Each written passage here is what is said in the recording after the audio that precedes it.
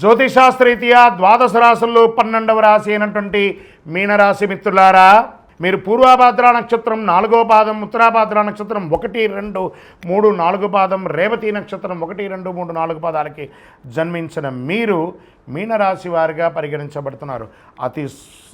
చాలా చిన్న సౌమ్యమైనటువంటి మనస్తత్వం కలిగిన మీనరాశి మిత్రులారా, 7.5 శని ఉచ్చ స్థితిలో ఉంది. మీలోకి వచ్చి కూర్చున్నాడు శని భగవానుడు. నెత్తి మీద కూర్చున్నాడు, నాలుక మీద కూర్చున్నాడు, పాదాల మీద కూర్చున్నాడు. జాగ్రత్త జాగ్రత్త జాగ్రత్త. అదృష్ట సంఖ్య 1 మరియు 3. చంద్రాష్టమం మే 10 నుండి 11, 12, 13వ తారీఖున తెల్లవారుజామున వరకు ఉంటుంది. జాగ్రత్త పడండి. 2.5 రోజులు చాలా జాగ్రత్తగా ఉండాలి. పరిహారం, నవగ్రహాలకి ప్రతిరోజు 19 ప్రదక్షిణాలు తప్పదండి. అంటే మాకు టైం లేదండి అంటే భగవంతుడికి కూడా టైం లేదండి, ఆయన కూడా చాలా బిజీ.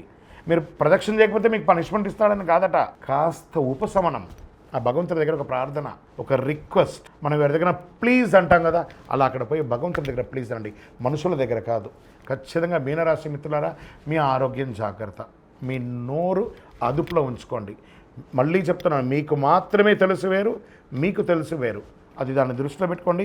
శనేశ్వరుని ప్రసన్నం చేసుకోవాలి. కాస్మెటిక్స్కి దూరంగా ఉండండి. అన్ని రకాలుగా జాగ్రత్తగా ఉండాలి. మీ యొక్క కులదైవం, ఇష్టదైవం దగ్గరికి పోయి మీ వయస్సు ఎంత ఉందో నెలకొకసారి దీపం వెలిగించండి. అతి శక్తివంతమైనటువంటి కరుంగాళిమాల మీకు 7.5 శని నడుస్తుంది. జమ్మి చెట్టు శని భగవాను యొక్క చెట్టు, ఆ జమ్మి చెట్టే కరుంగాళి. దాన్ని మీరు తప్పకుండా ధరించండి. స్త్రీ పురుషులు ఎవరైనా కూడాను ఆరోగ్యంగా ఉంటారు, శని ప్రీతి పొందుతారు, అన్ని రకాలుగా విజయం సాధిస్తారు.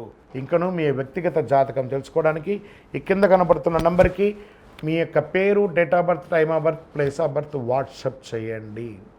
విజయోస్తు.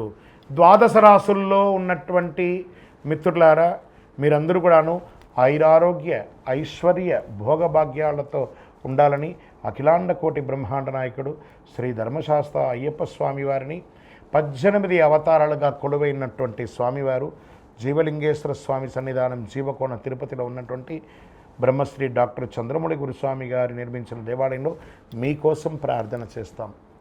మీరు క్షేమంగా ఉంటారు. తిరుపతికి వచ్చినప్పుడు మన దేవాలయాన్ని తప్పకుండా దర్శనం చేసుకోండి. రైల్వే స్టేషన్ నుండి, బస్టాండ్ నుండి 3 కిలోమీటర్ల దూరంలో ఉంటుంది. విజయోస్తు.